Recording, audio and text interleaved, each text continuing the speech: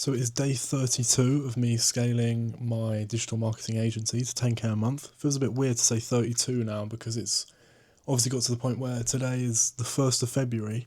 So it means from now on, I'm obviously no longer counting the days of the year, obviously from the month. Obviously, that completely makes sense because obviously it would only work in January. But yeah, January's gone now. So I had a little bit of an update video yesterday about what exactly happened in January, the really good things at the start, some of the things that kind of let it down towards the end. And I mean, it's honestly like a really amazing like microcosm of kind of like everything at the minute, and like everything that I've been working on, the things that even historically beyond that month, and that's why I say that it's a really good microcosm. Within that 1 month, everything that happened is kind of like you could have put that to the whole of kind of 2025 and find pieces within there of like which kind of shows you the whole timeline of 2025. But the fact that it's happened within that month and I'm starting February literally from today, February 1st, knowing exactly where the things were that could have been improved and how I can do that and keep some of the good things that happened keep going, means that I'm just going to be able to progress, like, just all the time basically, and keep doing that. And I think the reason I say that it was kind of a microcosm of 2025 is that there was all the good things in there. Like in January, I was traveling around quite a bit. I was able to get clients on, paid clients for the business. I then lost some clients. I'm even thinking about potentially firing a client because it's really difficult to work with somebody that's messaging you at 2 a.m. saying, like, moaning about things basically, and isn't very receptive when you're trying to speak to them about how to improve, and even someone that doesn't respect you as a kind of, not an authority figure, because that is not what I mean at all. I meant like is someone that knows what they're doing within a specific space. At the end of the day, she's paid me money because I have skills that I can offer in terms of, yes, just doing the things I need to do to get her treatments, but also helping her to how she can eventually learn how to do appointment setting better. And it's hard to work with someone that, if they don't respect the fact that you do have that knowledge and expertise and they think that what they're doing is right, it's like, damn, it's like no wonder your business hasn't gone a bit further. But look, I'm not trying to like throw shots around. It's just the truth of it, I guess. So yeah, there's that, and I guess some of the more negative sides of like really getting into it with the stress, really feeling it, like being quite irrational at the points of high stress, not doing any work, going on like 2-3 hour walks to like clear my head, and it just being like a storm because I'm like, everything's going bad. I'm not going to be able to get to a point like, oh, I'm not at university anymore, my life's like going out the window. Just worrying about like shit that doesn't need worrying about basically, and the things that I do need to do are quite simple, and I just need to carve out the time and do them. And that's literally all life is at the minute, because it's just kind of go, go, go. And once I've kind of earned a spot to pause and,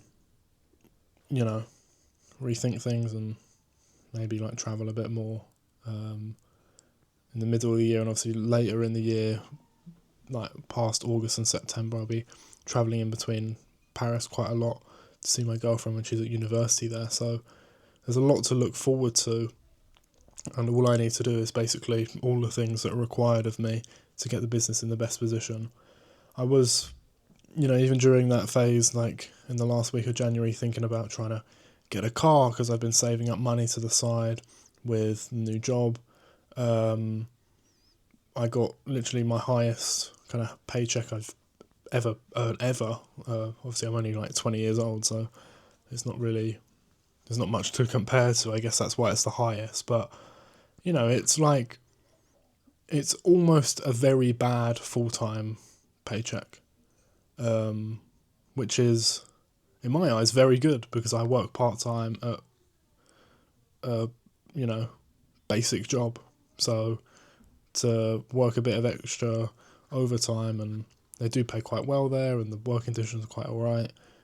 Today in particular, well, I don't know if you can tell, but I'm absolutely knackered because it's about 6 p.m. right now, and I did a 6-4 today, so I did a 10-hour shift. I woke up at 5 this morning, 13 hours ago. I got ready for work, I went to work, I then, worked 4 hours up until 10 when the store opened. I was then on a till, and I was then on a till and working on the shop floor the entire Sunday basically, and obviously it can get, well, it was incredibly busy on Sunday today because it's just been payday weekend, it's a Sunday. As you can imagine, very, very busy, but it meant that the time went quite fast, although I'm working at 4 a.m. tomorrow, which means that I need to wake up at 3, and the time from now until I need to wake up is about 8 hours 45 minutes. So given the fact that I'm already knackered and I'll probably need to, sleep quite well to do another 10 hour, it's like I've literally woken up to go to work, done the shift, come home. By the time I've kind of gotten the clothes off, had some dinner, it's now like this time I'm recording this video, and then I've got a bit of a backlog to try and upload videos, so it just becomes a bit of a mess. But yeah, honestly, I don't mind that much. Over the last month, I've been able to carve out a lot of time actually, like very good, to see family, to see my girlfriend.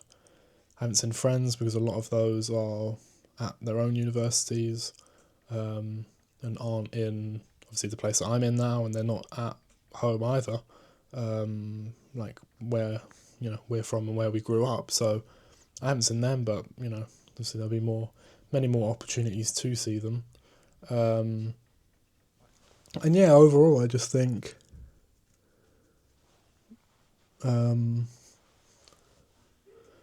very good.